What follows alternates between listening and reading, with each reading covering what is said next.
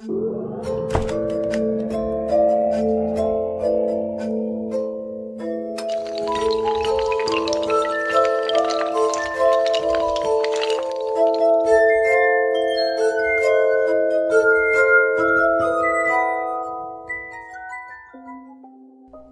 Jacob Rothschild has boasted that the New World Order will have full control over humanity by the year 2018. What's up, everybody? Truth Seeker here. It's crazy how these creeps that we all know now, we all know who they are. We know that they're basically the rulers of the world, are allowed to still continue to keep going, even though we all know. It's so strange that we don't have anybody that's trying to stop this. These people have been talking about their plans forever, and that's what this is about. It actually says an issue of a Rothschild-controlled economic magazine published in 1988 openly told its readers that a world currency would be in place by the year 2018. Disclosed TV reports, with this in mind, The Economist is operating as a quasi-propaganda arm for the banking empire, and it is meant to prime the public opinion that the globalist agenda will implement.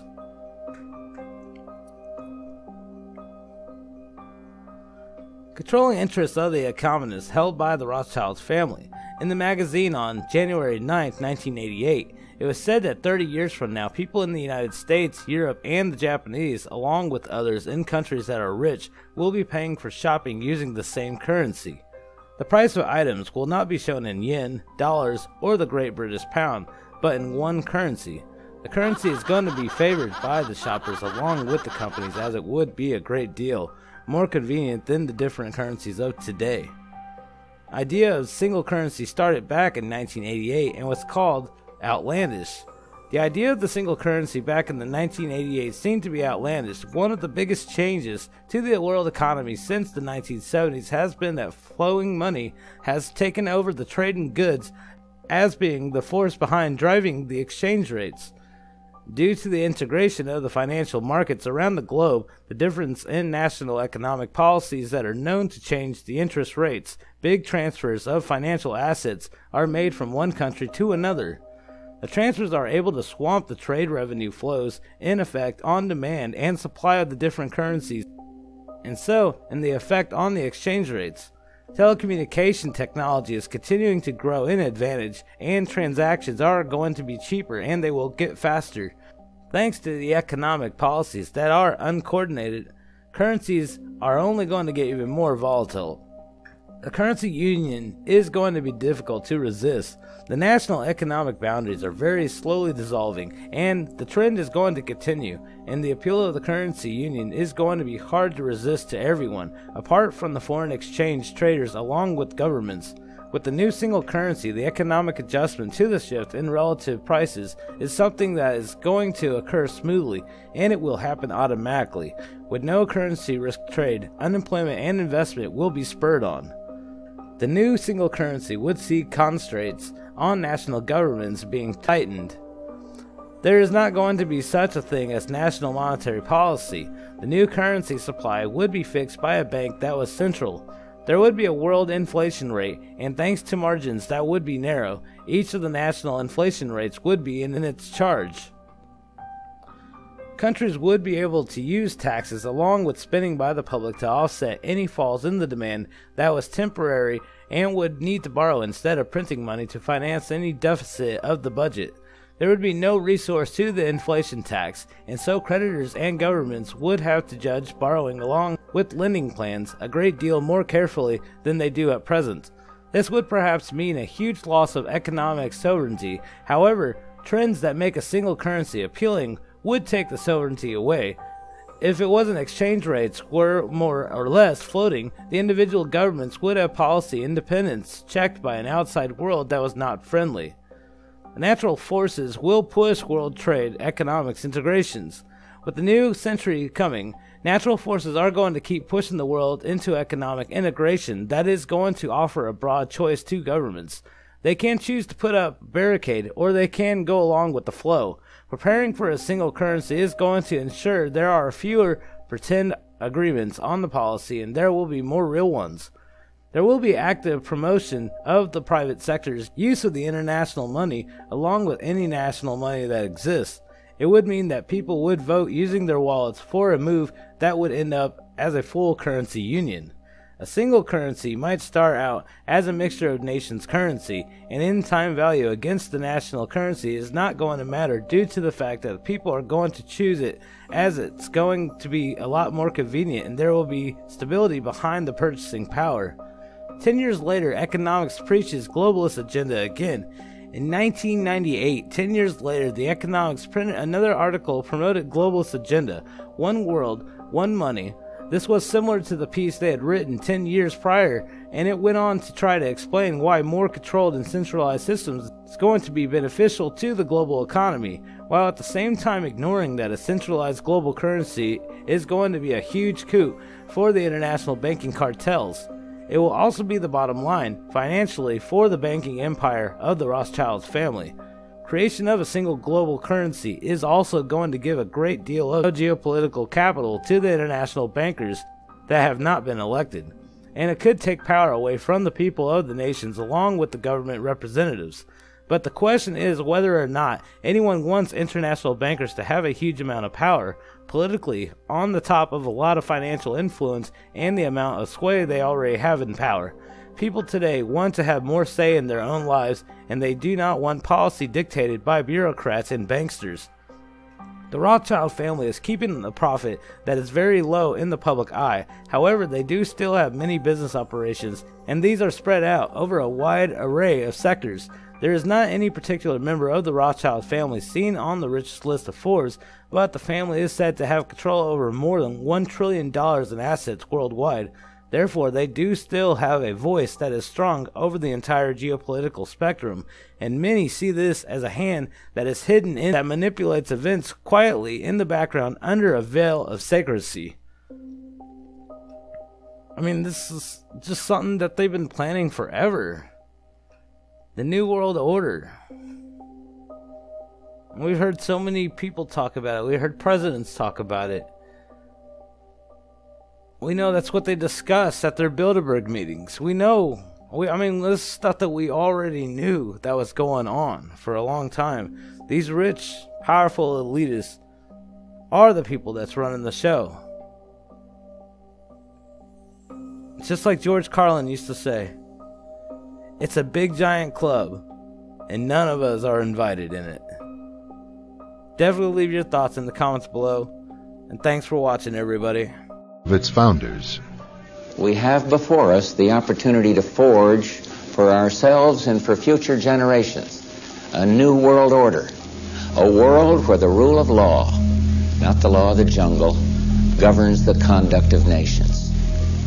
When we are successful, and we will be, we have a real chance at this new world order, an order in which a credible United Nations can use its peacekeeping role to fulfill the promise and vision of the UN's founders. There is nothing the political establishment will not do, no lie that they won't tell, to hold their prestige and power at your expense. And that's what's been happening. The Washington establishment and the financial and media corporations that fund it exists for only one reason: to protect and enrich itself. The establishment has trillions of dollars at stake in this election. As an example, just one single trade deal they'd like to pass involves trillions of dollars controlled by many countries, corporations, and lobbyists. For those who control the levers of power in Washington, and for the global special interest, they partner with these people that don't have your good in mind. Our campaign represents a true existential threat, like they haven't seen before.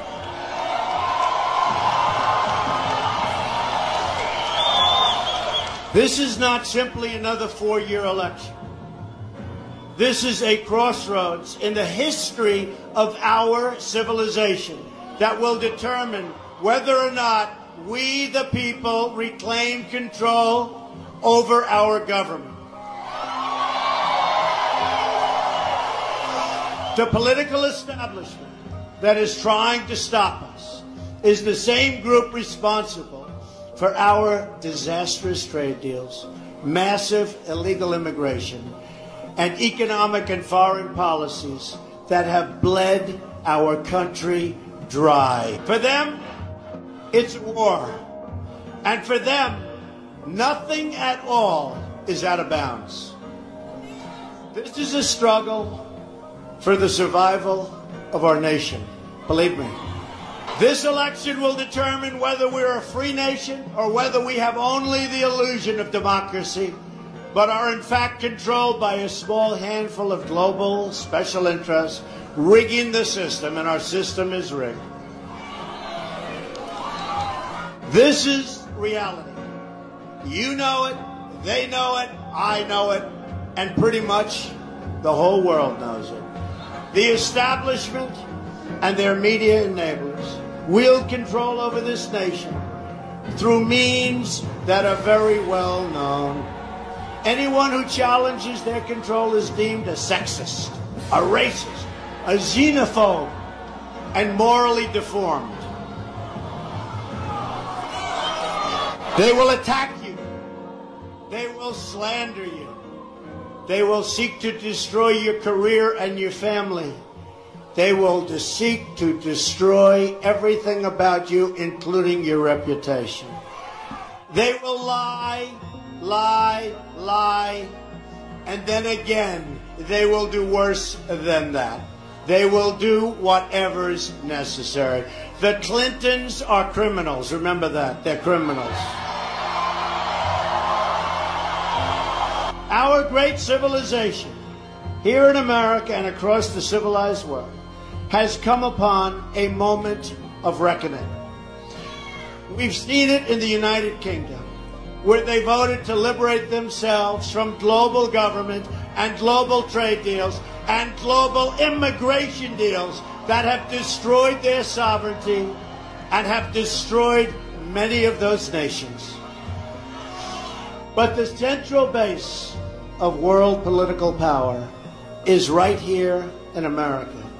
And it is our corrupt political establishment that is the greatest power behind the efforts at radical globalization and the disenfranchisement of working people.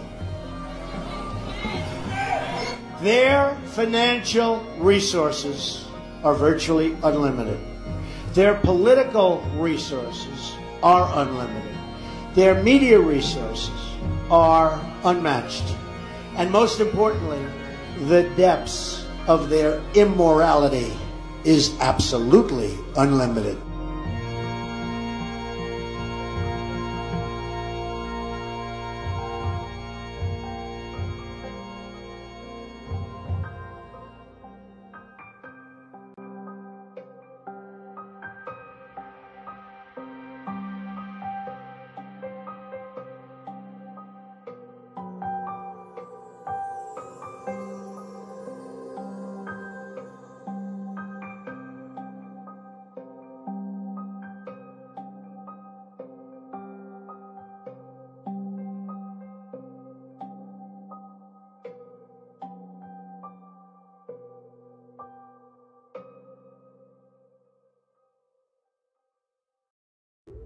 We also now officially opened up our online web store. You can now get Seeking the Truth, t-shirts, coffee mugs, and other accessories. This will definitely make a great gift idea, and every purchase will help out this channel. The link is in the description below. Please subscribe to our channel, like our video, and comment below, and we'll see you on the flip side. Peace! And don't forget to click the notification bell.